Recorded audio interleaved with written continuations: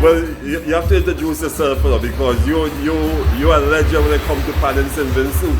Yeah, but you see, with 2 sticks, I have problems. With a stick and a hammer, So you're also a tuner. I am a professional tuner.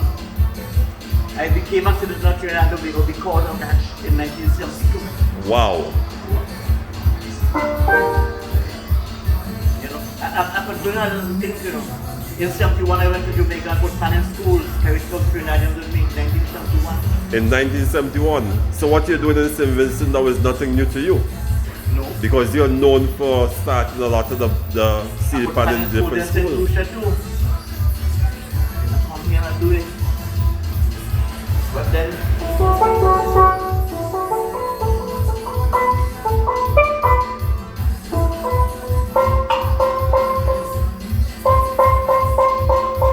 you hear that? The same note.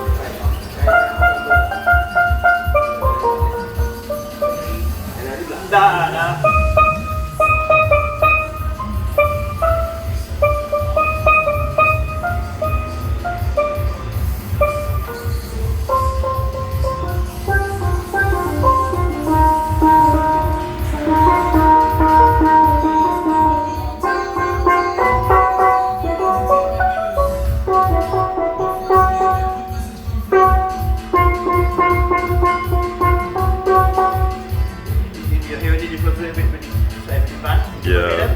I'm hearing it.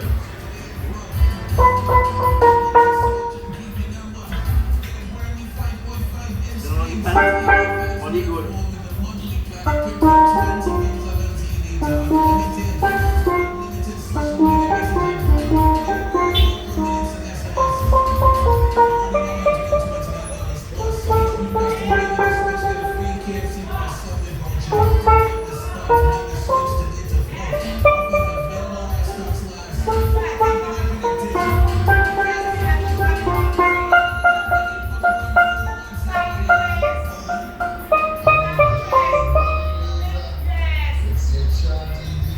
I seen your face glowing when you're playing the pan, you know.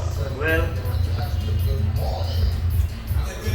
literally, I get a little fun and all long I do that. I did a Rodney have a production coming up, and Friday I went and sit down behind a pan, open some more toilet, did some recording. But that was still recording, no voice, no nothing. But I wanted to tell Rodney, if you want me to do them things, don't do it so and then come to ask me questions in the studio. Let me talk about the pan when I was with the pan, so I could explain things to you and show you how it's happening. You know? Yeah. So let me ask you a question because I'm seeing a couple of electronic pans on the market now. Yeah. What are your thoughts on that, and what is the difference between the electronic pan and the original CD pan? Well, this is a mechanical thing. We had to tune it physically, but there is pads, electrical pads that you sockets, electrical sockets. It's good, I like it, and then it works like a synthesizer. You could get organ, you could get violin, you could get anything on the same pan. Interesting. Yeah, but it's alright, but the physical pan have a difference in it. It have a little difference, and I love the difference because I go get work to tune that. Plus, you as a tuner, you will be able to tell the difference between both. Yeah. The difference between the electrical pan and our original pan. Yes. You could do it too. Okay. Because like Joseph Niles and these guys who have pan and the thing. It's a synthesizer playing that. You know? And the thing with it, anytime they want to go down to play, below the middle, sit down and just sit through and thing. You just hear the mechanics. So they have a range on the keyboard that if you stick, it would sound like, and the only instrument that is sound almost would like a cello fan. I know you as Pess Llewellyn. What's your legal name? Francis. Francis Llewellyn. Okay. But culturally, Pess. in Trinidad, Pess chorus. Yeah, Pess. The people say so, and that is what has worked for me. So, you've been around for quite a while. You're a tuner. Anything you like to say to persons who may not know much about the steel pan and will want to get involved as a player? Any encouragement, any words of, wisdom? Encouragement, yes. I would encourage you to get into the steel band because it acts as therapy for the mind, like all this stress that Osaka and these girls talking about in tennis and things. If they had a fan home to go and beat up on it, in no time you'll forget all this stress. And my final question for you, unless you have something else to say after. You have a skill. Are you training others so that they too eventually will become tuners? Yeah, I started it, I tried it in the 80s, the 90s, and the only person that stood up here with me was Gray. Because in 1987, I was brought home to do a course by bishops. And I did a thing by bishops, but David and these guys, they didn't want to do the building part of it. They want the fan bill and try to tune it. And that's what the problem is. Because if you don't know the movement of the metal from building it, when the metal starts to make movements on you when you're tuning it, you wouldn't know how to harness it and screw it down. Because remember, that was a flat surface and you stretch it, therefore it will have movement. Right? And each note acts like a trampoline. Why I say that is that we tend when we are miking, put a mic under the fan, that's secondary song. From on the top, the song from a trampoline.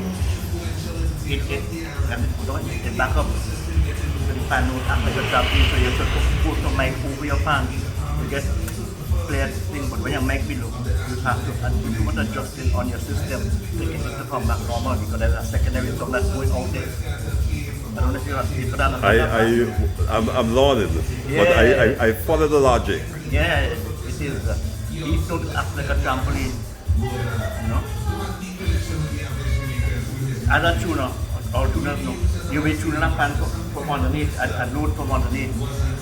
But you'll only get an idea of the song when you turn it back on the top. You will get the song of it. So in St. Vincent right now, how many tuners do we have?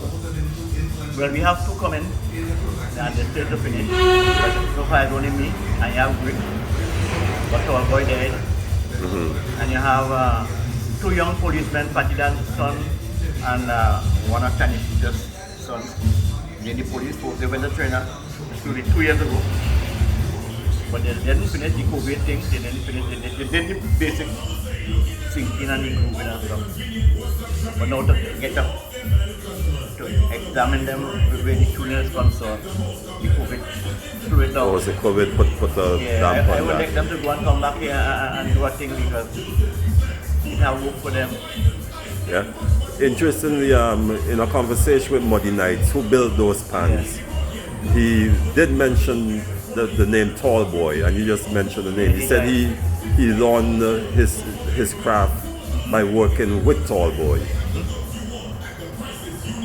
But Muddy was fortunate that I was told that Tall Boy really keep him around because they were always moving together. But generally when Tall Boy working and you come, he used to stop working, they tell me, and if you're asking questions, you just want to answer. But I like to answer questions for my thing. Because me alone can't keep all that boy plenty stands in this way, my brother. It's scientifically, how to say, powerful. Yeah, the pan understand by itself. We supposed to use the pan and think about something for the COVID. We could use the pan and keep the COVID away. Right? Just right. Because right now with the pan not there, too many people.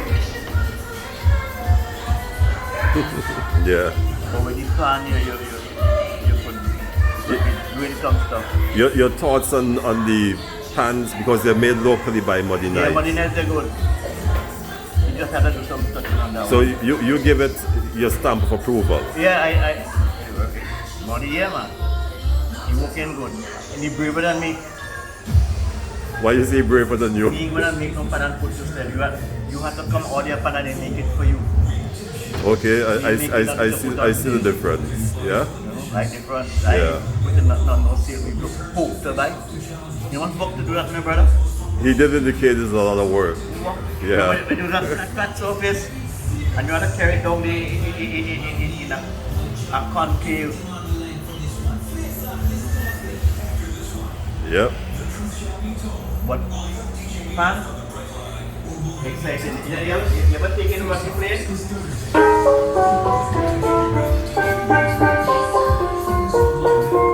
I need to go somewhere.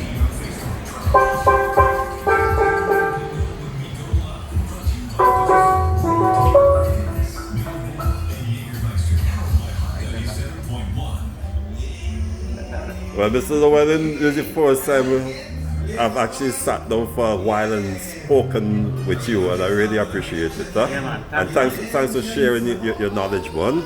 Well, I hope it was helpful.